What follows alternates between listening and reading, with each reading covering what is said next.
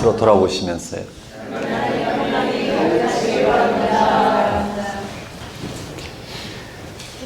오늘은 오순절 성령 강림절 후 25번째 주일입니다. 성경은 하나님의 구원이 예수 그리스도에게서 이미 일어났다고 합니다.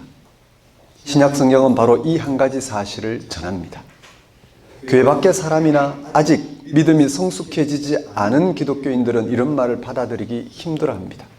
세상은 여전히 그대로 계속되어서 그리스도를 통해서 하나님의 구원이 일어났다는 사실을 손에 쥘 수가 없기 때문입니다. 그것이 극복되어야만 기독교 신앙이 성립합니다. 우리가 하나님에 의해 새로운 피조물이 된 것은 예수 그리스도 안에서 일어난 것입니다. 그래서 아직 계속되는 세상 질서 속에 은폐되어 있는 것입니다. 은폐된 것이 자명하게 나타날 순간을 가리켜 우리는 예수님의 재림이라고 합니다.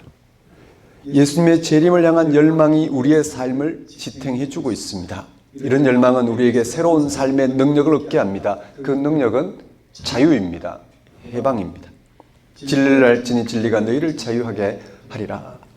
예수님을 통해서 죄와 죽음으로부터 해방된 사람들이기에 우리는 자신에 대한 걱정을 하지 않습니다.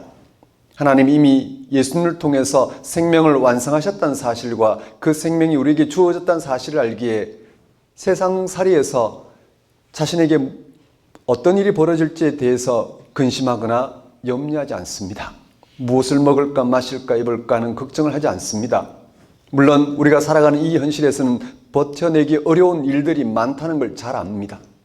그래서 우리는 오늘 또 복음을 선포하고 듣고 복음을 허락하신 하나님께 예배드립니다. 걱정은 되지만 걱정할 필요가 없는 그리스도 안에서 하나님의 구원을 맛본 우리는 그 구원에 대한 좋은 소식을 오늘 또 선포하고 듣고 그것을 허락하신 하나님께 예배를 드립니다. 예배는 하나님의 방식으로 이루시는 구원을 희망하고 그 구원을 지금 여기서 누릴 수 있게 하신 하나님께 집중하는 시간입니다.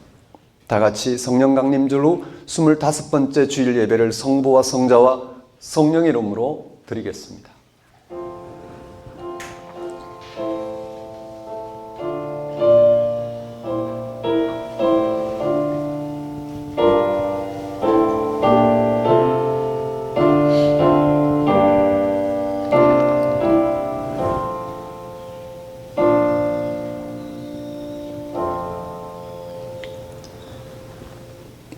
찬송하리로다 하나님, 우리는 그리스도 안에서 그의 은혜의 풍성함을 따라 그의 피로 말미암아 속량 곧 죄사함을 받았느니라. 이는 그가 모든 지혜와 총명을 우리에게 넘치게 하사 그 뜻의 비밀을 우리에게 알리신 것이요 그의 기뻐하심을 따라 그리스도 안에서 때가 찬 경륜을 위하여 예정하신 것이니 하늘에 있는 것이나 땅에 있는 것이 다 그리스도 안에서 통일되게 하려 하심이라. 모든 일을 그의 뜻의 결정대로 일하시는 이의 계획을 따라 우리가 예정을 입어 그 안에서 기업이 되었으니 이는 우리가 그리스도 안에서 전부터 바라던 그의 영광의 찬송이 되게 하려 하심이라.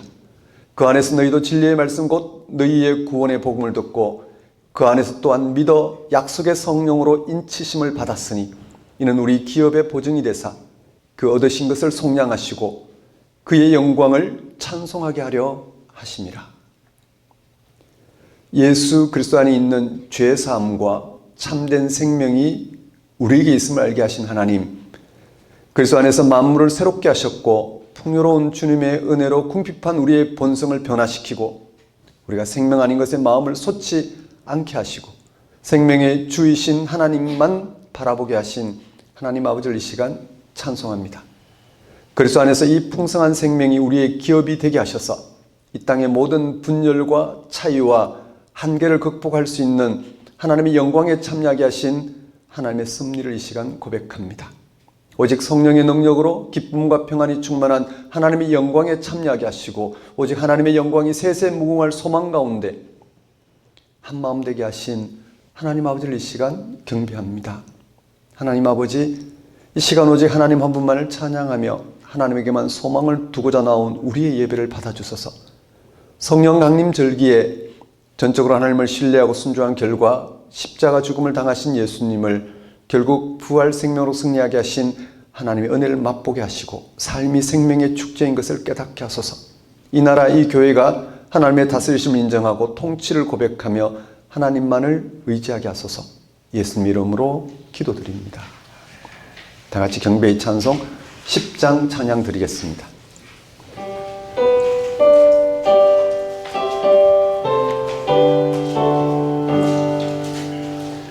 전능왕 오셔서 주 이름 찬송케 하옵소서. 영광과 권능의 성부여 오셔서 우리를 다스려 주옵소서. 강생한 성자여 오셔서 기도를 들으소서. 택하신 백성들 복 내려주시고 거룩한 마음을 주옵소서. 위로의 주 성령 오셔서 큰 증거 주옵소서.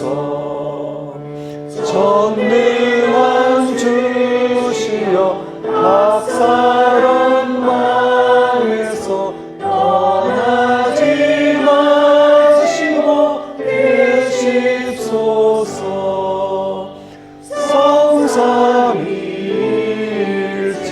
성삼일체께 한없는 찬송을 드립니다. 존귀한 주님을 영광 좀 배우고 영원히 모시게 하옵소서.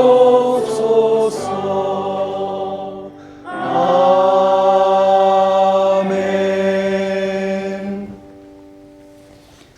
다 같이 사도신경으로 신앙 고백하시겠습니다. 나는 전능하신 아버지 하나님 천지의 창조주를 믿습니다. 나는 그의 유일하신 아들 우리 주 예수 그리스도를 믿습니다. 그는 성령으로 잉태되어 동정녀 마리아에게서 나시고 본디오 빌라도에게 고난을 받아 십자가에 못 박혀 죽으시고 장사된 지 사흘 만에 죽은 자 가운데서 다시 살아나셨으며 하늘에 오르시어 전능하신 아버지 하나님 우편에 앉아 계시다가 거기로부터 살아있는 자와 죽은 자를 심판하러 오십니다.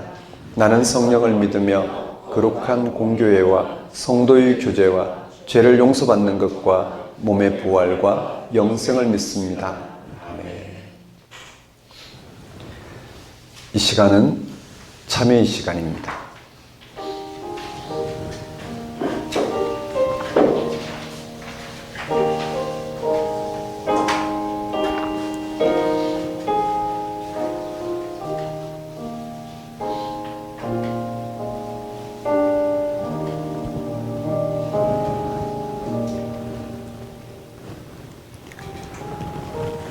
성경은 복음을 다음과 같이 전합니다. 여호와께서 다스리시나니 땅은 즐거워하며 허다한 섬은 기뻐할지어다. 아무리 하나님을 믿는다 해도 삶 자체가 힘든데 어떻게 기뻐할 수 있느냐고 반문할 분들이 있을 것입니다. 인생살이에는 짜증나거나 울분이 솟구치는 일도 많습니다. 삶이 지루하거나 허무하게 느껴지기도 합니다. 밤새 선잠을 자고 아침에 눈을 뜨면서 오늘 하루를 어떻게 살아야 하나 라고 답답한 마음이 들 수도 있습니다. 그렇습니다. 기쁨의 삶은 쉽지 않습니다. 생각과 삶의 방식을 완전히 바꾸지 않으면 그것이 곧 메타노이아인데, 회심인데, 내면의 생수와 같은 기쁨은 불가능합니다. 성경이 말하는 기쁨은 하나님과의 특별한 관계를 통해서 주어지는 삶의 존재론적인 능력입니다. 기쁨은 우리가 만들어내는 게 아니라 하나님의 선물이라는 뜻입니다. 따라서 하나님을 믿는 사람은 기분을 따라다니지 않고 기쁨을 추구합니다. 자기 삶에서 기쁨을 가장 소중한 가치로 여깁니다. 그런 기쁨 충만한 삶이 곧 성령 충만한 삶이기도 합니다. 지금 여러분이 기쁨 충만, 성령 충만을 향해서 나아간다고 말할 수 있는지요? 그럴 수도 있고 아닐 수도 있습니다. 그렇게 사는 사람에게는 하나님이 뿌려주시는 기쁨의 빛이 반사됩니다. 그 사람 자체는 축소되고 기쁨의 빛만 환하게 나타납니다. 하나님이 누구인지를 알아야 하나님 말미암아 기뻐할 수 있습니다. 하나님은 세상의 모든 악한 힘을 제압하고 죽음이 극복되는 생명을 베푸시는 분이십니다. 이러한 하나님의 능력을 우리가 일상에서 어떻게 경험할 수 있을까요? 우리의 삶을 파괴하는 세력이 무엇인지를 먼저 생각해 보십시오. 그들은 바로 하나님의 능력을 거부하는 세력들입니다. 자기들을 신적인 자리에 올리는 세력입니다. 사람과 세상을 살리는 게 아니라 오히려 자기가 섬김을 받으려는 세력입니다. 그 세력이 여러분에게는 누구 또는 무엇입니까? 무엇으로 말미암아 여러분의 삶이 파괴됩니까? 각자 다를 겁니다. 자기를 괴롭히는 사람이 있을 수 있습니다. 사업 실패할 수도 있고요. 정치적인 대립으로 힘들어할지도 모릅니다. 이런 걸 일일이 거론하기 시작하면 끝이 없습니다.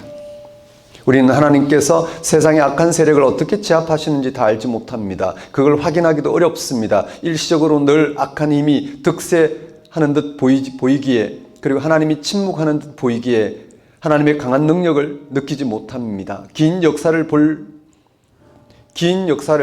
볼 정도도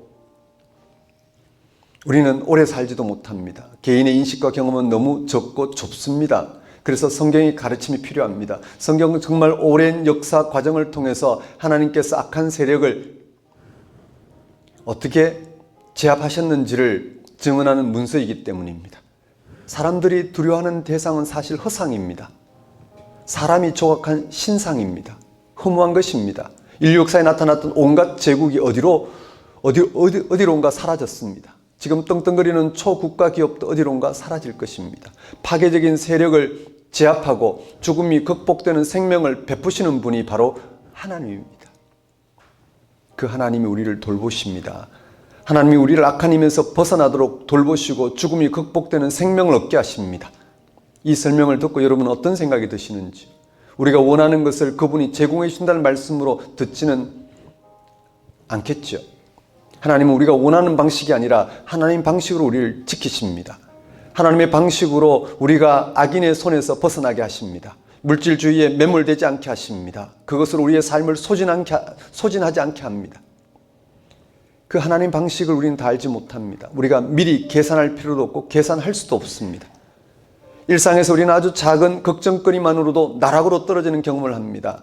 나쁜 일이 벌어질지 모른다는 망상에 빠지기도 합니다. 그건 어쩔 수 없습니다. 역설적이게도 그런 순간이 오히려 하나님이 함께 하신다는 사실을 실감할 수 있는 순간입니다. 어떤 처지에 떨어져도 하나님의 경험은 가능합니다. 거꾸로 아무리 멋진 환경에 살아도 하나님 경험이 없을 수 있습니다. 어려울 수 있습니다. 이렇게 살아가는 데서 중요한 것은 매 순간 살아계신 하나님의 존재와 하나님의 다스림을 알아보고 그게 일치하는 것입니다. 우리에게 그 길이 예수 그리스도를 통해서 주어졌습니다. 그에게 일어난 일을 알아보면 볼수록 우리의 모든 삶을 기쁨으로 경험할 만큼 하나님의 실제를 경험할 것입니다. 하나님의 현실을 경험할 것입니다. 우리의 삶을 새롭게 규정하는 하나님의 능력을 참으로 풍성하게 맛볼 것입니다. 사랑하는 성도 여러분, 한 주간의 삶을 돌아보십시오. 여러분의 삶의 의미와 가치를 무엇이 앗아갔는지, 이 생명의 신비를 여러분은 어떻게 소진하고 소비하셨는지. 분명한 것은 예수를 통해서 하나님이 살아계시는 사실과 그 하나님에 의해서 우리가 존재할 뿐만 아니라 존재의 의미를 맛보고 우리의 존재가 하나님의 궁극적인 생명으로 온전하게 된다는 사실을 알아보았습니다. 그런 우리는 세상살이 근심에 떨어질 수 없습니다.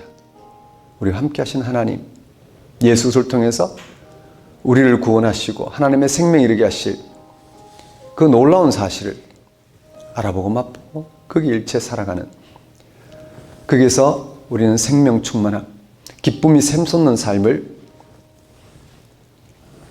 살아갈 수 있는 그런 신앙인으로 부름을 받았습니다. 이 시간 다시 한번 하나님이 그리스도 안에서 오늘 기쁨이 샘솟도록 하신 그 하나님의 구원, 생명을 맛보고 살아갈 수 있도록 회개와 간구를 드리도록 하십시다.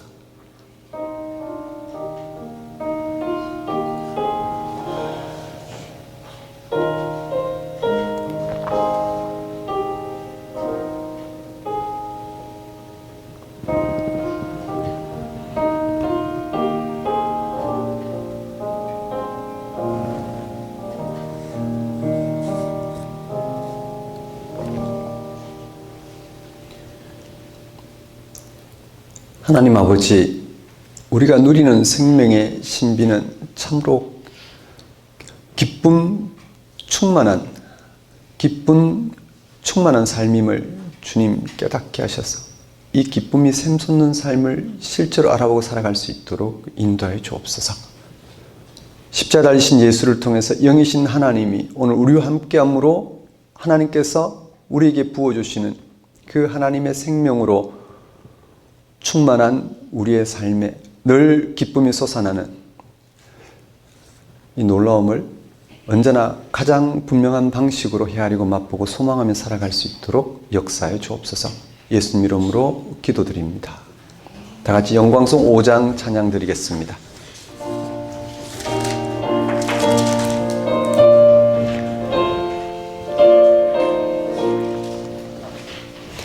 이 천지간 만물들아 복 주시는 주 여호와 전능성부 성자 성령 찬송하고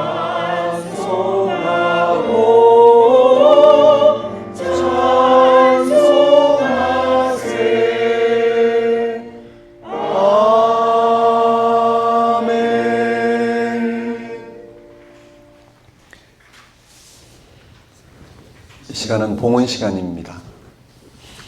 봉헌 찬송 68장 찬양 드리면서 준비한 예물 하나님께 봉헌하도록 하겠습니다.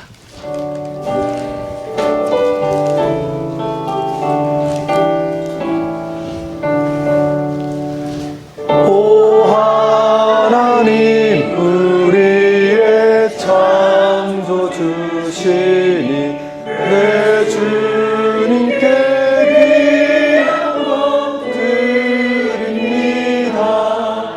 내 주께만 엎드려 경배드리며 내 주의 이름 높이 찬양하네.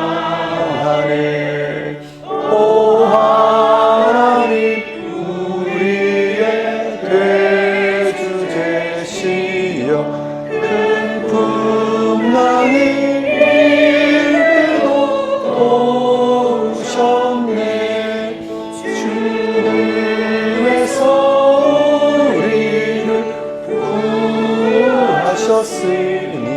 내 주의 이름 높이 찬양하네. 주 하나님 이름을 함께 높이며 대주제께 영광을 돌리오리.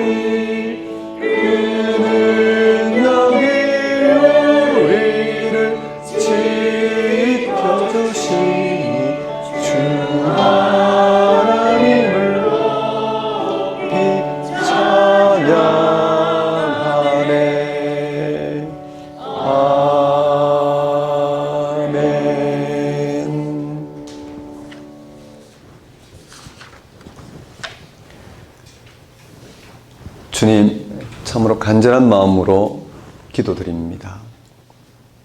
하나님 나라가 임하시기를, 하나님 나라가 확장되기를, 하나님 나라가 완성되기를 말입니다. 우리에게 임하기를 바라는 하나님 나라는 하나님의 통치입니다. 우리가 하나님 나라가 임하기를 바라는 이유는 하나님의 통치가 아직 우리의 현실에서 완성되지 않았기 때문입니다. 이 세상은 하나님 나라와는 어긋나는 일들이 너무나 많습니다. 온갖 부조리와 모순들이 지배합니다. 불의한 이들이 득세하고 의로운 이들이 고난당하기도 합니다. 주님, 하나님의 통치는 예수님의 십자가 부활에서 나타난 의, 생명의 능력입니다. 하나님의 통치를 위해서 우리가 감당해야 할 일은 우리가 하나님의 의와 생명의 능력에 사로잡혀 세상의 불의와 죽음의 현실에 맞서는 것입니다. 예수님께서는 하나님 나라 가까이 왔으니 회개하라고 말씀하셨습니다. 자기 집중이라는 자리로부터 하나님의 의, 생명을 위한 삶의 자리로 돌아서는 것이 회개 아니겠습니까? 주님, 그러나 하나님 나라는 하나님에 의해서만 가능하다는 사실 또한 고백합니다. 우리가 최선을 다해서 의와 생명을 위해서 살지만 궁극적으로는 하나님 나라는 하나님에 의해서만 이루어짐을 고백합니다. 오늘 또 하나님의 의와 생명에 전적으로 의존하면서 살아가도록, 하나님 나라 이루어지기를 기다리는데 영혼을 걸어두도록 오늘 또 함께 불러주시니 우리가 어찌 하나님의 크신 은혜를 찬양하지 않을 수 있겠습니까? 이러한 하나님의 다스림 가운데 살아가게 하신 하나님의 은혜를 이 시간 고백합니다. 우리의 모든 필요를 채우신 하나님께 감사와 영광을 돌리는 것은 우리의 마땅히 행할 바이며 또한 지극한 기쁨임을 알고 하나님 앞에 들고 나온 우리의 예물과 헌신을 받아주소서.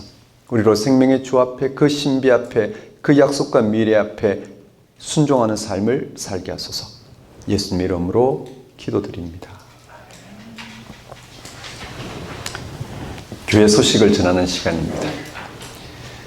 작은 교회 여러분, 안녕하십니까?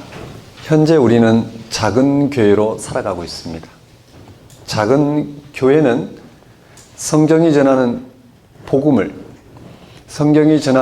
복음을 통하여 우리의 신앙의 대상이신 하나님을 알아보고 그 하나님께 일치하는 삶을 살고자 하는 신앙인들을 가리킵니다. 우리는 복음을 빛처럼 경험하기를 원합니다. 복음을 통해서 우리와 함께 하시는 그 하나님을 생명의 능력으로 경험하기를 원합니다. 그런 경험 있는 사람들은 세상 살이에 파묻히지 않습니다. 어느 순간인가 그런 빛, 그런 생명의 능력을 향해 자신의 삶을 더 높이고자 합니다. 그런 그들에게 영이신 하나님은 함께 하셔서 십자가 달신 예수를 통해서 오늘 우리에게 보이신 그 하나님의 생명을 우리에게 충만하게 하십니다. 이런 하나님이 함께 하시는 삶을 알아보고 그게 일치하여 하나님에서 가능한 하나님의 경험에 이루고자 하는 이들이 바로 작은 교회입니다. 여러분, 한 주에 한 번씩 말씀 공부합니다. 성경의 말씀은 우리로서는 찾을 길이 없는, 우리로서는 수동적으로 알아보고 받아들일 수밖에 없는 그 하나님의 생명을 빛처럼 경험하는 시간입니다. 정말 성경은 우리가 알아봐야 될 하나님이 어떤 분이신지, 하나님 우리 가운데 허락하신 하나님의 생명이 어떤 차원인지를 전하고 있습니다. 그리고 거기에 우리가 참여할 수 있는 길도 가르쳐주고 있습니다. 그 일치한다는 게 무엇인지, 그걸 받아들인다는 게 무엇인지, 듣고 깨닫는다는 게 무엇인지를 우리 편에서가 아닌 하나님 편에서 가능한 그 사건을 알려줍니다. 그리고 그게 일치했을 때 또 하나님 편에서 가능한, 하나님에 의해서만 가능한 그 하나님의 경험을 우리에게 또 나눠주고 있습니다. 그렇게 우리는 성경이 전하는 복음을 통하여 우리가 신앙하는 하나님과 하나님의 생명을 빛처럼 또 우리의 삶을 새롭게 규정하는 능력으로 경험하며 그렇게 살아가고자 합니다. 여러분, 또 한 주간 하나님을 가장 분명한 방식으로 알아보는 그런 신앙인으로 살아가시는 그런 시간들이 되었으면 좋겠습니다. 작은 교회 예배 안내 주보 참고하시면 되겠습니다. 11월 4주간 예배 안내인데요. 오늘은 11월 둘째 주입니다. 다음 주는 셋째 주로서 노원구 근영백화점 5층에서 드립니다. 그리고 다섯 번째 시즌 다음 세대 신앙 탐구 주보 참고해 주시면 되겠습니다. 오늘 우리에게 주신 하나님 말씀 보겠습니다.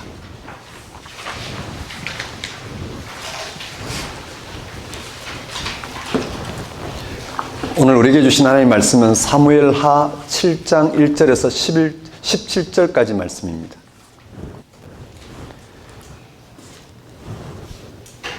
사무엘하 7장 1절에서 17절까지 말씀 제가 받들어 봉독하겠습니다. 여호와께서 주위의 모든 원수를 무찌르사 왕으로 궁에 평안히 살게 하신 때에 왕이 선지자 나단에게 이르되 볼지어다 나는 백창목 궁에 살거늘 하나님의 궤는 휘장 가운데 있도다. 나단이 왕께 아뢰되 여호와께서 왕과 함께 계시니 마음에 있는 모든 것을 행하소서 하니라. 그 밤에 여호와의 말씀이 나단에게 임하여 이르시되 가서 내 종 다윗에게 말하기를 여호와께서 이와 같이 말씀하시되 네가 나를 위하여 내가 살 집을 건축하겠느냐. 내가 이스라엘 자손을 애굽에서 인도하여 내던 날부터 오늘까지 집에 살지 아니하고 장막과 성막 안에서 다녔나니 이스라엘 자손과 더불어 다니는 모든 곳에서 내가 내 백성 이스라엘을 먹이라고 명령한 이스라엘 어느 지파들 가운데 하나에게 내가 말하기를 너희가 어찌하여 나를 위하여 백향목집을 건축하지 아니하였느냐고 말하였느냐. 그러므로 이제 내 종 다윗에게 이같이 말하라. 만군의 여호와께서 이와 같이 말씀하시기를 내가 너를 목장 곧 양을 따르는 데에서 데려다가 내 백성 이스라엘의 주권자로 삼고 네가 가는 모든 곳에서 내가 너와 함께 있어 네 모든 원수를 네 앞에서 멸하였은즉 땅에서 위대한 자들이 이름같이 네 이름을 위대하게 만들어 주리라.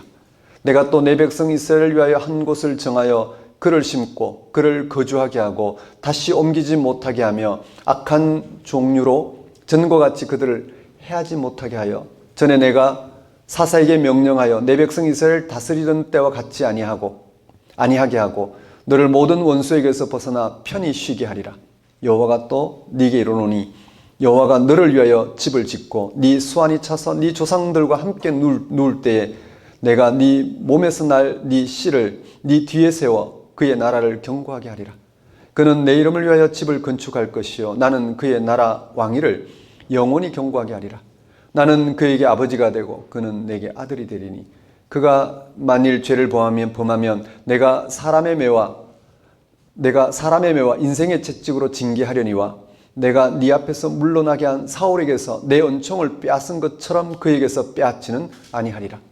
네 집과 네 나라가 내 앞에서 영원히 보존되고 네 왕위가 영원히 견고하리라 하셨다 하라. 나단이 이 모든 말씀들과 이 모든 계시대로 다윗에게 말하니라. 하나님 아버지, 이 시간 선포되는 말씀을 통하여 가까이 온 하나님 나라를 지금 우리의 삶을 새롭게 규정하는 능력으로 맛보고 그게 근간 생명의 충만함을 언제나 가장 분명한 형태로 누리며 살아갈 수 있도록 인도하여 주옵소서. 예수님 이름으로 기도드립니다. 오늘 설교 본문은 사무엘하 7장 1절에서 17절까지 말씀이고 제목은 다윗과 하나님의 통치 두 번째입니다. 우리 기독교인들은 하나님이 세상을 다스린다라는 말씀을 사실로 믿습니다. 그런데 하나님을 잘 알지 못하는 사람도 하나님이 통치자라는 사실을 인정하기도 합니다. 그들이 과학자일 수도 있고 철학자일 수도 있고 정치 권력자일 수도 있고 대기업 회장일 수도 있습니다. 또는 농부이거나 노동자일 수도 있습니다. 그런 사람들은 그저 하나님을 모든 것에 작용하는 알 수 없는 비밀 가득한 근원으로만 여깁니다. 가령 과학자들이 과학적으로 미처 해명하지 못하는 세상의 원리나 신비한 현상에 직면해서 이런 건 정말 신적인 힘이 아니면 불가능한 거야 라고 한다고 합시다. 그때 과학자들이 인정한 신적인 힘, 즉 하나님의 통치는 그저 알 수 없는 근원에 해당하는 것입니다.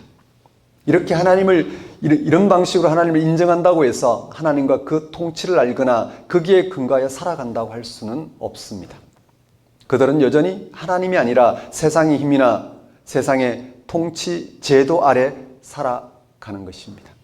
이처럼 하나님의 통치를 인정한다고 해서 그 통치에 근거해서 사는 것이라 할 수는 없습니다. 우리가 하나님이 세상을 다스리신다는 진술을 믿는다는 것은 그의 통치 아래 살아간다는 것을 말합니다. 그렇다면 우리는 하나님의 통치를 실제로 알아보고 있을까요? 이 세상을 향한 하나님의 통치는 어떤 것일까요? 하나님이 세상의 통치자라면 왜 하나님을 믿지 않는 이들이 믿는 일보다 잘 되는 일들이 일어나는 것일까요? 왜 이 세상은 하나님이 약속하신 세상의 근거에서 우리가 기대하는 것과는 다르게 흘러갈까요? 사랑 많은 세상을 기대하는데 그렇지 않은 세상을 왜 우리가 경험하는 것일까?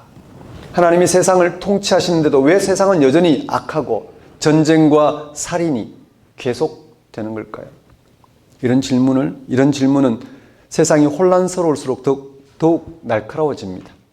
우리 신앙인들도 이 세상에서 벌어지는 일을 세상 사람들과 똑같이 겪기 때문입니다. 전쟁이 벌어지면 전쟁의 참혹함을 누구나 예외 없이 그대로 겪습니다. 그럴 때마다 신앙인들은 하나님의 통치에 대하여 더욱 날카로운 질문을 합니다. 하나님의 통치는 어떤 방식으로 이 세상에 이루어지는 것일까? 정말 이 세상은 하나님이 통치하고 계신 것일까? 혹 하나님이 안 계시는 건 아닐까? 하나님이 이 세상을 그냥 내버려 두고 계신 건 아닐까? 등등 말입니다. 다행스럽게도 우리 기독교인들은 예수님을 통하여 세상을 향한 하나님의 통치를 구체적으로 생생한 현실로 경험하고 있습니다. 예수님에게 계시된 하나님의 통치는 지금 생생한 현실로 임하고 있습니다.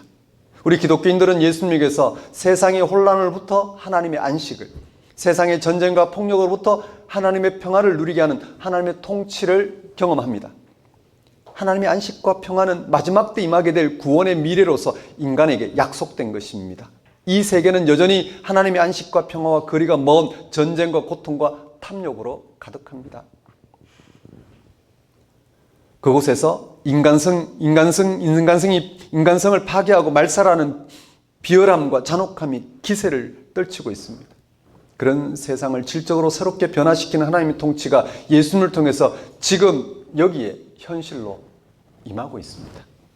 이런 하나님의 통치를 예수님을 통하여 이런 하나님의 통치가 예수님을 통하여 생생한 현실로 임하였지만 이 세계의 현실 속에 아직은 은폐되어 있습니다. 왜 은폐되어 있을까? 그것은 하나님은 이 세계를 멸망시키지 않고 인간을 악에서 구원하기를 원하시기 때문입니다.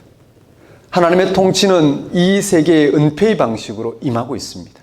하지만 예수 그리스도 안에서 하나님의 통치가 구체적으로 실현된 사건을 통하여 임하고 있습니다. 세상 모든 사람들이 예수님을 통하여 세상을 구원할 능력으로 하나님의 통치를 생생한 현실로 알아보고 거기에 참여할 수 있도록 임하고 있습니다. 그런데 세상을 구원하는 하나님의 통치가 예수 안에서 갑자기 성취된 것은 아닙니다. 구약의 이스라엘 민족을 통하여 계시된 하나님의 통치입니다. 우리가 예수님을 통하여 경험하고 있는 하나님의 통치를 구약 시대는 어떤 방식으로 경험했을까요? 오늘 설교 본문이 들어있는 사무엘서는 이스라엘 역사에서 가장 성공한 다윗 왕의 이야기를 통해 하나님의 통치를 전하고 있습니다. 다윗 왕으로 인하여 이스라엘은 가나안 땅에서 강력한 국가를 세우게 됩니다. 주전 587년 바벨론이라는 대제국에 의해 멸망당하고 난 후에도 이스라엘 백성들은 여전히 다윗과 같은 왕을 고대하며 다윗 왕 때와 같은 국가로 회복할 것을 기대할 정도였습니다. 사무엘서는 이스라엘 백성들이 위대하게 여겼고 다윗과 같은 위대한 왕을 통한 부흥을 꿈꾸는 독자들에게 하나님이 다윗과 함께 하셔서 그를 통하여 드러내시고자 하신 하나님의 통치를 전하고 있습니다. 본문은 다윗 왕을 향한 인간적인 기대감으로 고조되어 있는 독자들을 향하여 하나님이 다윗과 함께 하신 이유를 밝힙니다. 하나님이 다윗과 함께 하신 이유는 독자들이 기대하는 다윗의 위대함이나 그 어떤 다른 인간적인 능력에 의한 것이 아니라는 사실을 독자들이 알아들을 수 있도록 아주 분명하게 밝힙니다. 하나님이 다윗과 함께 하신 이유는 바로 이스라엘 백성들을 하나님의 구원에 참여하도록 하기 위한 것입니다. 이 하나님의 구원은 하나님이 이스라엘 백성들에게 약속하신 것입니다. 하나님은 그 약속을 이행하기 위해 다윗과 함께 하셔서 하나님의 구원을 드러내고자 하신 것입니다. 여기서 하나님의 구원은 하나님의 통치와 밀접한 관련이 있습니다. 하나님이 함께 하시는 곳에 하나님의 다스림, 즉 하나님의 통치가 발생합니다.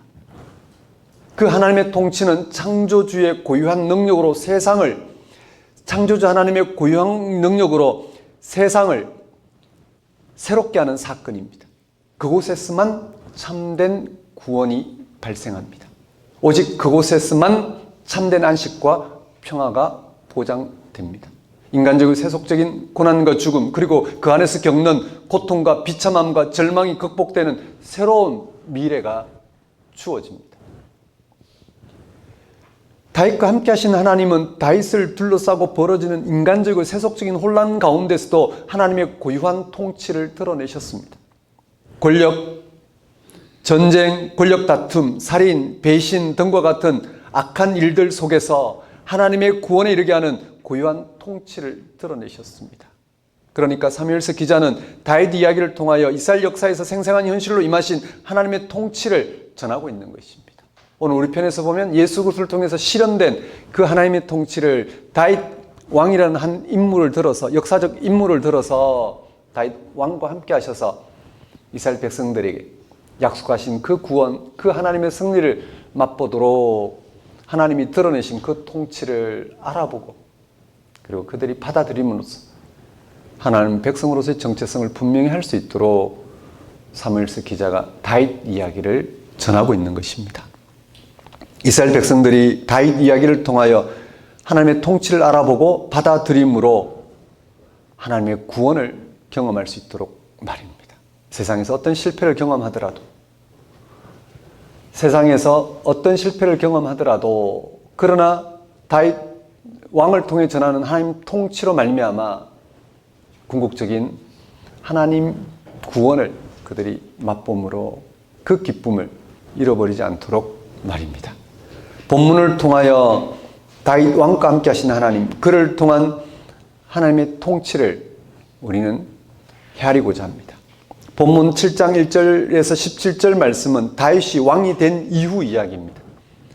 다윗은 왕이 된 후 어떻게 하는 것이 자신의 왕위를 지킬 뿐만 아니라 자기의 후손들에게 물려줄 수 있는 것인지에 대하여 고민하였던 것 같습니다. 왜냐하면 다윗 왕의 통치로 이스라엘은 사사시대의 모든 혼란을 극복하고 그 어느 때보다 평안을 누릴 수 있었기 때문입니다. 1절은 이를 잘 말해주고 있습니다. 7장 1절 말씀을 보십시오. 여호와께서 주위의 모든 원수를 무찌르사 왕으로 궁에 평안히 살게 하신 때에. 다윗은 자신의 왕위가 굳건하게 되는 길을 모색한 결과 찾은 해답은 하나님을 위한 성전 건축이었습니다. 다윗이 예루살렘에 하나님이 거하실 성전을 건축하는 것이 하나님이 계속해서 자신의 왕위를 확고히 하고 평안을 누릴 수 있는 길이라고 생각했습니다. 그 길이 하나님의 임재를 확보하고 왕위를 유지하는 길이라 여겼던 것 같습니다. 다윗 왕이 왜 그렇게 생각했는지는 그 당시 주변 나라 왕들의 행동에서 찾아볼 수 있습니다. 일반적으로 왕들은 자신의 권력을 확보하려고 성전을 건축하였습니다. 그런 성전을 통하여 하나님이 함께 하신다고 믿음으로 자신의 통치를 절대화하곤 했습니다. 그래서 다윗 왕도 주변의 다른 나라 왕들처럼 하고자 나단 선지자를 불러 다음과 같이 말했습니다. 볼지어다 나는 백향목 궁에 살거늘 하나님의 궤는 휘장 가운데 있도다. 이 말을 들은 나단 선지자는 여호와께서 왕과 함께 계시니 마음에 있는 모든 것을 행하소서라고 대답했습니다. 나단이 다윗 왕에게 여호와께서 왕과 함께 계시니라는 말을 한 걸 보면 지금 다윗 왕이 하고자 하는 일들도 하나님이 다윗과 함께 하시는 일이라고 보았던 것 같습니다. 하나님께서 다윗 왕과 함께 하셨다는 사실은 사무엘서 전체에서 반복적으로 전하고 있는 아주 중요한 내용입니다. 사무엘상 18장 12절, 14절, 28절에 보면 이렇습니다. 여호와께서 사울을 떠나 다윗과 함께 계심으로 사울이 그를 두려워한지라. 또 그 모든 일을 지혜롭게 행하니라. 여호와께서 그와 함께 계시니라. 또 여호와께서 다윗과 함께 계심을 사울이 보고 알았고. 또 본문 앞에 나오는 사무엘하 5장 10절 말씀도 이렇습니다. 만군의 하나님 여호와께서 함께 계시니 다윗이 점점 강성하여 가니라. 나단은 지금도 여전히 하나님이 다윗 왕과 함께 하신다는 생각에 왕의 생각대로 하라고 대답했습니다. 그런데 그날 밤에 나단은 하나님부터 다른 말씀을 들었습니다. 그 내용이 오늘 본문 7장 5절에서 17절에 비교적 상세하게 나옵니다. 지금 다윗이 계획하고 있는 성전 건축은 하나님이 함께 하시는 길이 아니라는 것입니다. 하나님은 다윗의 계획을 거절하시고 다윗 왕과 함께 하신 이유를 밝힙니다. 그리고 다윗이 어떻게 자신과 함께 하시는 하나님을 알아보고 영원히 동행할 수 있는지 그 길을 가르쳐 줍니다. 오늘 세 부분으로 이루어져 있습니다. 먼저 7장 5절에서 7절입니다. 하나님은 사람의 손으로 지은 백향목 집을 원하지 않는다는 것입니다. 하나님이 나단에게 준 7절 말씀을 보십시오. 이스라엘 자손과 더불어 다니는 모든 곳에서 내가 내 백성 이스라엘 먹이라고 명령한 이스라엘 어느 지파 가운데 하나에게 내가 말하기를 너희가 어찌 나를 위하여 백향목 집을 건축하지 아니하였느냐고 말하였느냐. 하나님이 이스라엘 백성들과 함께 하셔서 그들을 애굽에서 인도하여 가나안 땅에 정착하게 하신 이유는 백향목으로 지은 성전을 위해서가 아니라는 것입니다. 하나님이 출애굽 후 광야에서 이스라엘 백성이 거주하는 것 같은 초라한 천막으로 성막을 짓게 하시고 그 가운데 함께 하시며 지금까지 이르렀다는 것입니다. 성막은 천과 나무로 만든 이동식 장소였습니다. 그 성막의 가장 중요한 공간에 하나님의 임재를 가리키는 하나님의 궤가 모셔졌습니다. 그 궤는 하나님의 임재를 상징하는 네모난 상자입니다. 그것을 다른 말로 법궤 또는 언약궤라고 합니다. 그 안에 하나님과 이스라엘 백성이 맺은 언약서에 해당하는 십계명이 새겨진 돌, 또 언약을 맺은 대로 하나님 이스라엘과 함께 하신다는 징표로 아론의 지팡이와 만나가 들어있었다고 합니다. 오늘 우리의 십자가와 같은 표징에 해당되는 것이 그 언약궤입니다. 거기에서 그들은 약속의 하나님이 그들과 함께 하신 현존을 확인하고 약속의 하나님이 그들과 함께 하신 현존을 확인하고 하나님께 나아가는 예배를 드렸습니다. 이스라엘 백성들이 가나안 땅에 정착한 후에는 천막 생활을 정리하고 좋은 집을 지어 거기서 거주하였습니다. 다윗도 왕이 된 후 예루살렘 성을 세우고 궁궐을 지어 거기에 살았습니다. 그때까지도 하나님의 약속을 상징하는 언약궤가 여전히 휘장, 즉 장막 안에 자리하고 있었습니다. 그런데 그래서 다윗은 자신을 평안히 거주하게 하신 하나님을 위해 하나님이 거하실 성전을 건축하고자 했습니다. 다윗은 그것으로 하나님께 보답할 뿐만 아니라 계속해서 자신의 왕위를 확고히 하고 평안을 누릴 수 있는 길이라고 생각한 것입니다. 그러나 하나님은 다윗의 손으로 지어주는 더 좋은 집에 거주하기 위해서 다윗과 함께 하신 것이 아니라고 했습니다. 이미 하나님은 출애굽 때부터 다윗이 왕이 된 오늘날까지 이스라엘 자손과 함께하여 왔다는 것입니다. 그야말로 성막이 상징하는 것처럼 하나님은 이스라엘 백성과 계속 하나님이 약속하신 세상을 향하여 계속 가고자 했습니다.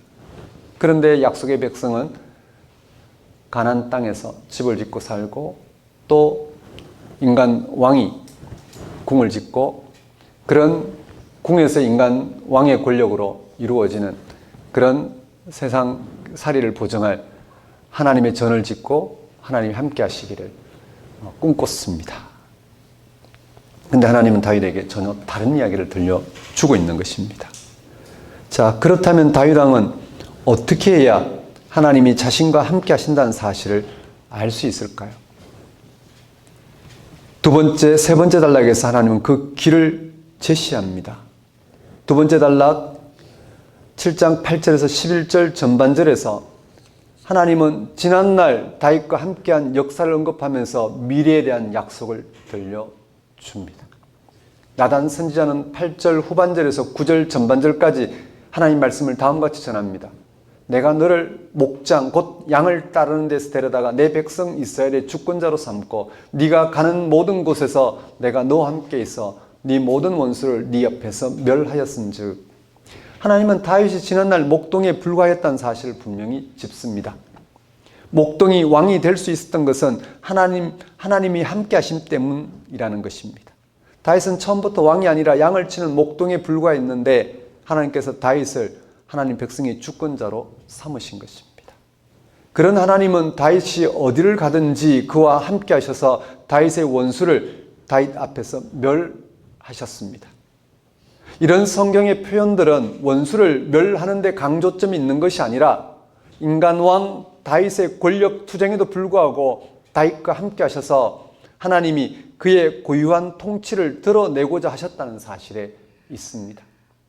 인간 왕의 권력 다툼으로 이루어지고 있는 이 세상에 하나님이 다윗과 함께 하셔서 그를 왕이 되게 하신 이유는 왕으로서 인간 권력을 행사하는 데 있는 게 아니라 다윗과 함께 하신 하나님의 고유한 통치를 드러내고 그걸로 이루어지는 하나님의 구원 생명을 이스라엘 백성들이 알아보고 받아들이도록 하는 데 있는 것입니다. 이렇게 하나님께서 다윗과 함께 하신 사실을 언급한 후에 앞으로도 하나님이 다윗과 함께 하셔서 다윗을 높일 것이라고 약속하십니다. 9절 후반절에서 11절까지 말씀을 보십시오. 땅에서 위대한 자들의 이름같이 네 이름을 위대하게 만들어 주리라. 내가 또 내 백성 이스라엘 위하여 한 곳을 정하여 그를 심고 그를 거주하게 하고 다시 옮기지 못하게 하며 악한 종류로 전과 같이 그를 해하지 못하게 하여 전에 내가 사사에게 명령하여 내 백성 이스라엘을 다스리던 때와 같지 아니하게 하고 너를 모든 원수에게서 벗어나 편히 쉬게 하리라. 하나님이 계속해서 다윗과 함께 하시는 이유는 이스라엘 향하여 하나님이 하실 일이 아직 끝나지 않았기 때문입니다. 그 일은 하나님이 이스라엘 백성과 약속하신 것입니다. 그 일은 하나님께서 다윗과 함께 해서 이스라엘 백성이 모든 원수에서 벗어나 평안하게 하시는 하나님의 통치를 받아들이게 하는 것입니다. 그 일을 위하여 하나님은 아무 조건 없이 다윗과 함께 하시겠다고 말씀하신 것입니다. 다윗은 이러한 사실을 알 때만이 하나님이 자신과 함께 하시는 사실에 집중할 수 있을 것입니다. 자기 왕권에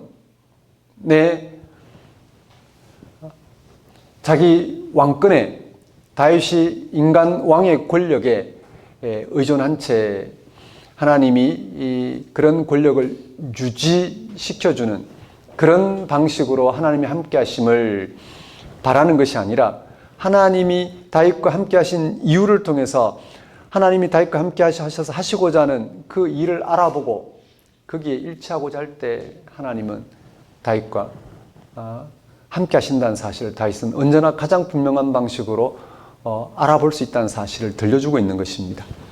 이어서 세 번째 단락 11절 후반절에서 17절까지 말씀에서 다윗의 후손에게도 왕위가 계속되도록 하나님께서 함께 하시겠다고 약속하십니다.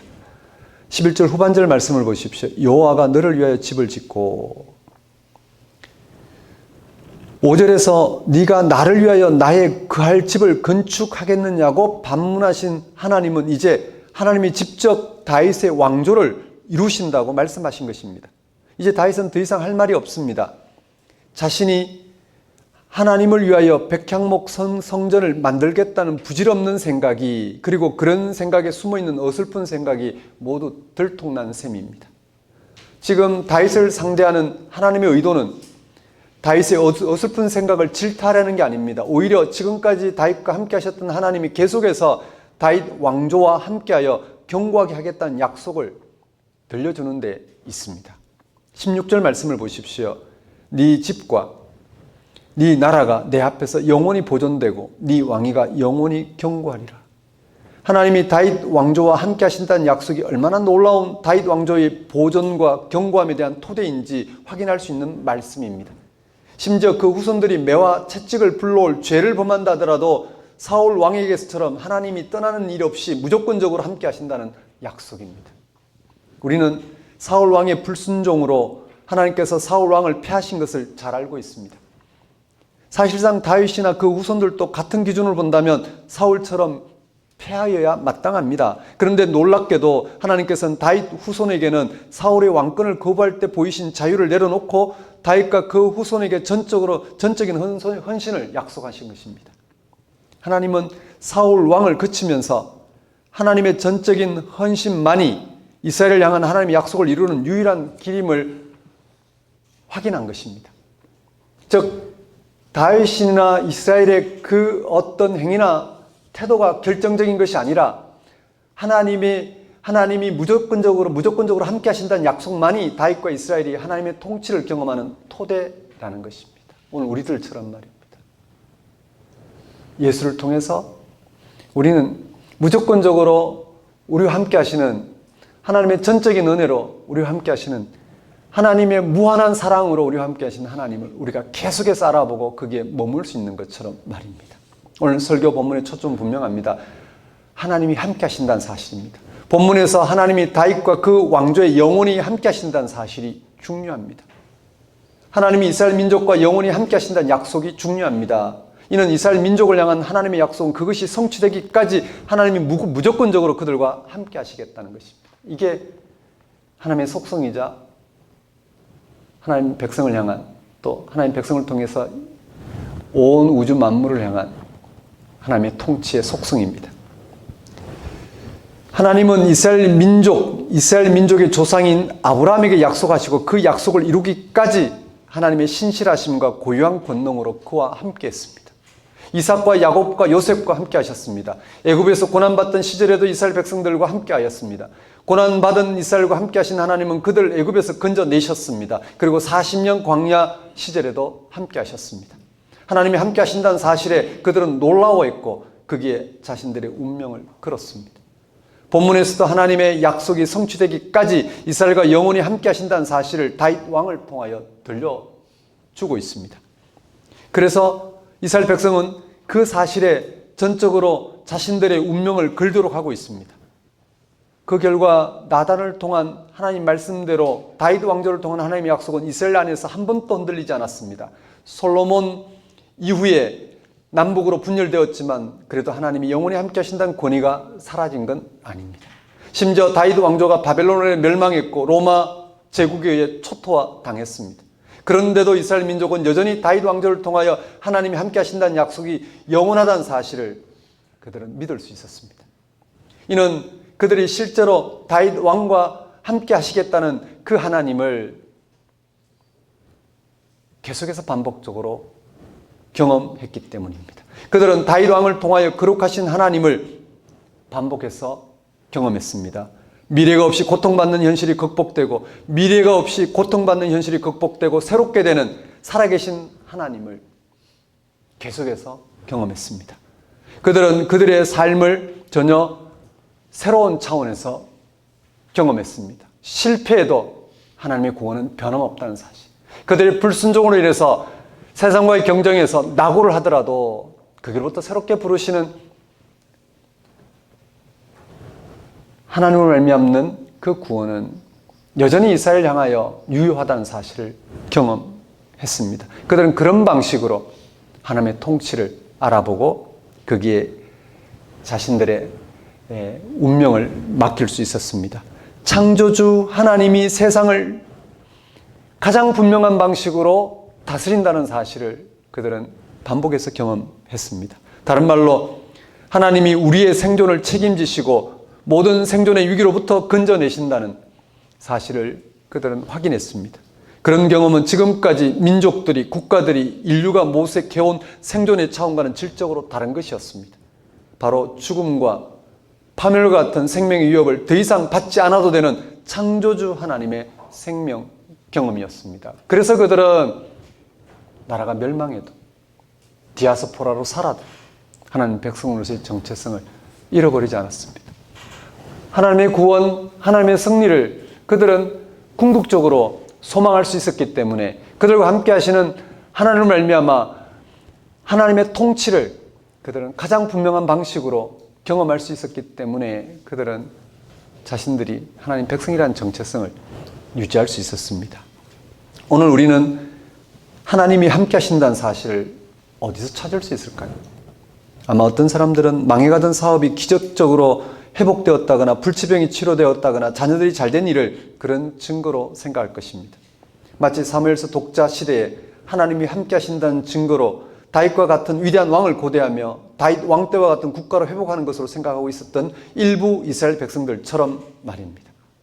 그렇게 생각하는 사람들은 그런 눈에 보이는 가시적인 일들이 있어야만 하나님이 함께 하신다고 생각할 것입니다. 그러나 그런 것은 여전히 미숙한 신앙입니다. 그것보다 하나님이 창조한 이 세상 자체가 바로 하나님이 함께 하신다는 증거입니다. 우리가 이렇게 존재한다는 사실 자체가 곧 그 증거입니다. 그리고 궁극적으로 예수 그리스도 사건이 하나님이 함께 하신다는 가장 구체적인 증거입니다. 예수님을 통하여 창조 세계를 그 궁극적인 목표에 이르게 하신다는 것이 바로 하나님 변함없는 우리 함께 하신다는 증거입니다. 그렇습니다. 창조주 하나님은 그냥 우주 공간 어디엔가 영원 불변하는 절대자로 남아있거나 인간의 기대나 바람을 이루는 가시적인 방식이 아니라 세상을 창조한 목적대로 통치하시고 완성하는 방식으로 세상과 함께 하신다는 것이 66권 성경 기자의 증언입니다. 그래서 사무엘서는 반복적으로 하나님이 다윗과 함께 하셨다고 언급합니다. 하나님은 자신의 약속대로 그 목적을 이루기 위해 다윗과 함께 하셨고 다윗을 통하여 그 목적을 향한 하나님의 통치를 드러내셨습니다.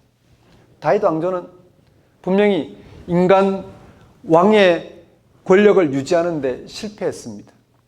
인간 왕의 권력에 의존한 채 그런 인간 왕의 권력으로 이방 민족과 경쟁하는 방식으로 그들은 하나님 백성으로서 정체성을 확보하려고 했습니다. 그런 그들은 역사 안에서 멸망했습니다. 바벨론 제국에 의해서 멸망당하고 로마 제국에 의해서 멸망당하고 계속해서 그들은 위협을 받았습니다. 그러나 그런 그들과 함께 하시는 하나님에 의해서 이루어지는 그 하나님의 구원을 알아보고 받아들이는 거기로부터 확인된 그들의 정체성은 여전히 유효했습니다. 다윗 왕조는 실패했지만 다윗 왕과 함께 하셔서 하나님이 함께 하시겠다고 말씀하시고 하나님이 함께 하심으로 말미암아 하나님이 이루시겠다는 하나님의 구원은 여전히 유효했다는 말씀입니다. 그런 그들은 그런 하나님의 구원을 궁극적인 구원 사건으로 받아들이고 그 구원에 이르게 하실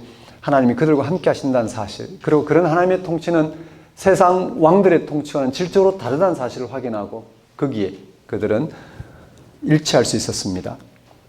그렇습니다.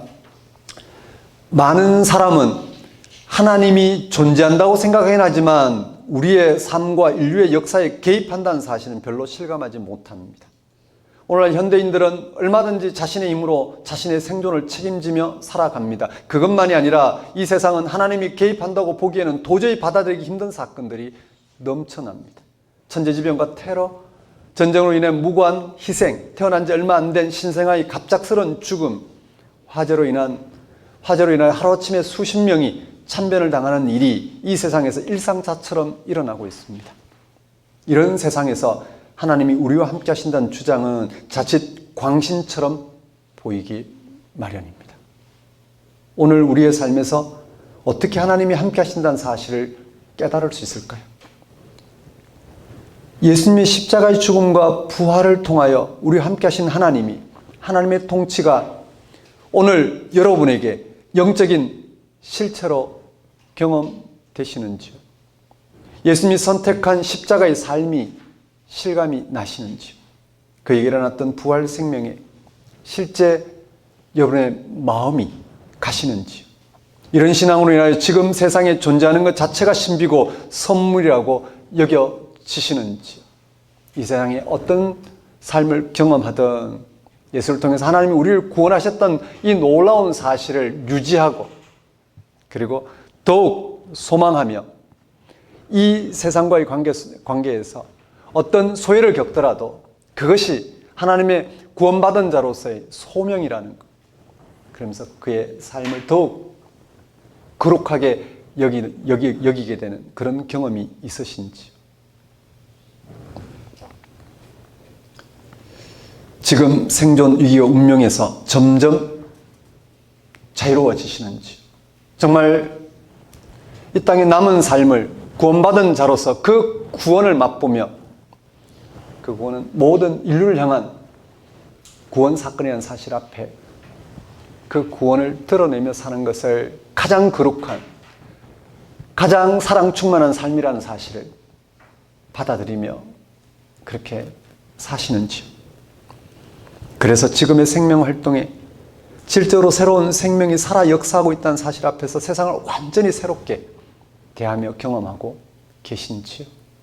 자랑도 열등감도 아닌 성공과 실패에 대한 두려움이 아닌 십자가에 신 예수를 통해서 우리와 함께 하신 하나님 위해서 이루어지고 있는 그 생명 충만한 삶, 그것을 맛보는 것을 참된 삶의 능력의 소망으로 그렇게 삼고 계신지요. 이런 삶의 경험들이 여러분에게 있다면 여러분은 살아계신 하나님과 함께하는 사람들입니다. 하나님 그런 여러분들과 함께 하셔서 그런 경험에 이르게 하시는 분으로 살아 역사하십니다. 2000년 전 다윗의 후손으로 오신 예수님에게 하나님이 함께 하신다는 증거가 온전히 나타났습니다. 예수님에게서 인간의 삶과 역사 전체를 향한 하나님의 통치가 생생한 현실로 나타났습니다. 바로 예수님의 십자가의 죽음과 부활 사건에서 말입니다. 예수님의 십자가의 죽음에서 하나님은 악으로 인한 고통과 죽음이 실제하는 세상을 향하여 하나님이 친히 피조물의 고통과 절망을 받으시면서 함께 하셨습니다. 예수님의 부활 사건에서 하나님은 피조물의 모든 고통과 절망을 자신의 것으로 삼고 그것을 치유하고 회복하는 창조의 능력을 드러내시어 피조물을 새롭게 하고 근본적으로 피조물이 악으로부터 해방하는 하나님의 목적을 완성하셨습니다. 만물이 십자가를 신 예수 그리스도를 통하여 하나님의 생명으로 충만하게 되는 이 놀라운 사실을 십자가를 신 예수님과 함께함으로써 오늘 이 세상 가운데 이루셨습니다. 피조물을 구원에 이르게 하시는, 피조물을 구원에 이르게 하는 하나님의 통치는 죽음보다 강한 하나님의 신실하심과 고유한 권능에 의해 이루어지는 것입니다. 사랑하는 성도 여러분, 초기독교는 예수님을 통하여 하나님이 함께 하신다는 사실을 깊이 깨닫고 경험하였습니다. 예수님을 통하여 창조주 하나님의 고유한 생명과 구원을 경험했습니다. 그러한 경험으로 그들은 죄와 죽음으로부터 해방을 누릴 수 있었습니다. 더 이상 자기 자신에게 집중하지 않아도 되었습니다. 자신이 당할 이 세상의 가장 모욕적인 운명, 죽음에도 그들은 두려워하지 않게 되었습니다. 그들은 그 어떤 삶의 순간에도 하나님이 함께 하시는 경험으로 생명 충만을 누렸습니다. 십자가에 달리신 예수를 죽은 자 가운데 살리신 하나님이 그들과 함께 하심으로써 이미 죽음이 극복되는 생명을 베풀고 있다는 사실에서 그들은 자기에게 무슨 일이 일어날지를 염려하거나 두려워하지 않을 만큼 그들은 생명 충만을 누렸습니다. 오늘 우리도 예수님을 통하여 하나님이 함께 하시는 사실을 경험합니다. 우리는 예수님에게서 악으로 인한 고통 당하고 절망하는 사람들과 함께 하시는 하나님을 실제로 경험합니다. 모든 피조물과 함께 하셔서 피조물의 고통과 죽음에서 건져내시는 하나님의 창조 능력을 경험합니다. 이스라엘 역사에 드러났으며 예수 그리스도에게서 최고로 계시된 하나님의 통치에 집중하십시오. 정말 인류를 참된 구원, 생명 이르게 하실 그 하나님의 통치에 집중하십시오.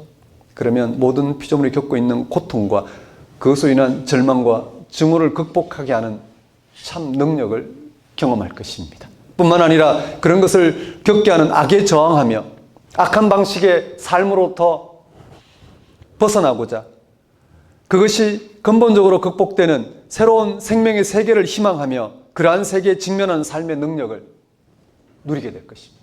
그렇습니다. 십자가이신 예수 그리스도를 통해서 영이신 하나님이 우리와 함께 하시는 그런 구체적인 삶을 알아보는 사람은 정말 이 땅에 남은 삶을 생명 충만한 삶으로 살아갈 것입니다.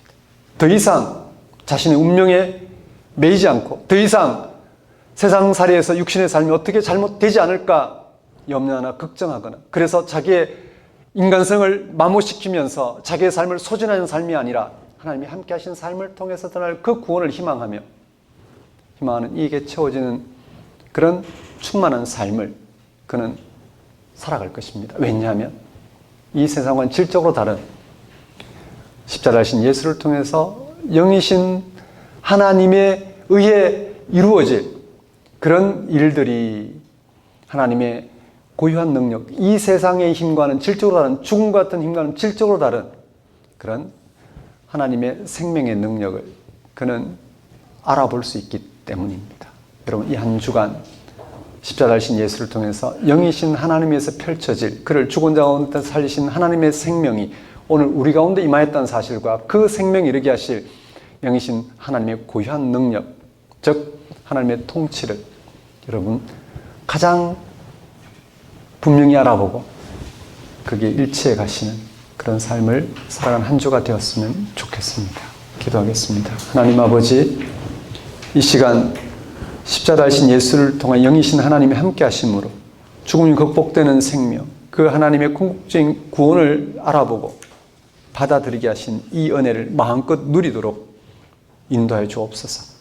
이스라엘 역사와 함께 하셔서 온 세상을 하나님의 구원에 이르게 할 그 통치를 드러내셨고 그 통치가 예수가 세상에 오셔서 당신의 죽음을 통해서 온전히 성취하셨고 우리는 십자가이신 예수를 통해서 이스라엘 역사를 통해 약속하신 그 구원에 이르게 할 하나님의 통치를 지금 또 우리의 구체적인 생명의 현실 능력으로 알아볼 수 있게 된 이 놀라운 사실을 오늘 또 굳게 붙들고 거기에 집중함으로 하나님의 통치로 이루어질 그 구원을 우리의 삶의 능력으로 삼고 살아갈 수 있도록 인도하여 주옵소서. 거기에서 정말 세상적인 방식이 아닌, 세상과 경쟁하는 방식이 아닌 구원받은 자로서 그 소명을 온전히 감당하는 삶을 살아가는 거기에 임하는 그 삶의 능력, 만족, 충만을 마음껏 누리며 소망하며 살아갈 수 있도록 역사해 주옵소서. 예수님 이름으로 기도드립니다. 다 같이 일어나셔서 결단의 찬소 405장 찬양 드리겠습니다.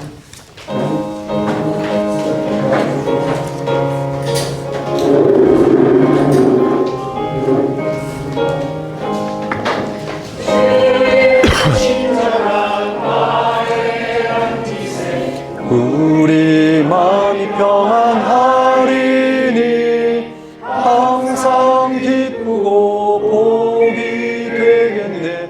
영원하신 팔에 안기세 주의 팔에 그 크신 팔에 안기세 주의 팔에 영원하신 팔에 안기세 날이 갈수록 주의 사랑이 두루 광명하게 비치고 천성 가는 길 뻔히 가리니 영원하신 팔에 안기세 주의 팔에 그 크신 팔에 안기세 주의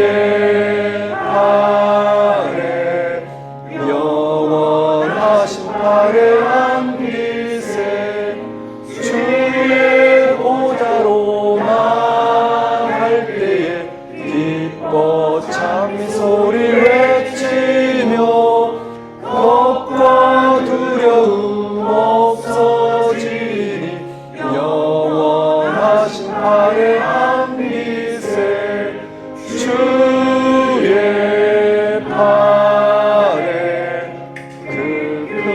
팔에 안기세 주의 팔에 영원하신 팔에 안기세. 기도하겠습니다. 이제는 우리 주 예수 그리스도의 은혜와 하나님의 무한하신 사랑과 성령님의 교통하심, 예수 그리스도에게서 최고로 계시된 하나님의 통치에 집중함으로 모든 피조물이 겪고 있는 고통과 그것으로 인한 절망감과 증오를 극복하는 하나님의 구원, 영원한 생명을 누리며 살아가고자 결단한 모든 성도와 세상 모든 사람과 만물 위에 영원히 함께 하시기를 축원합니다.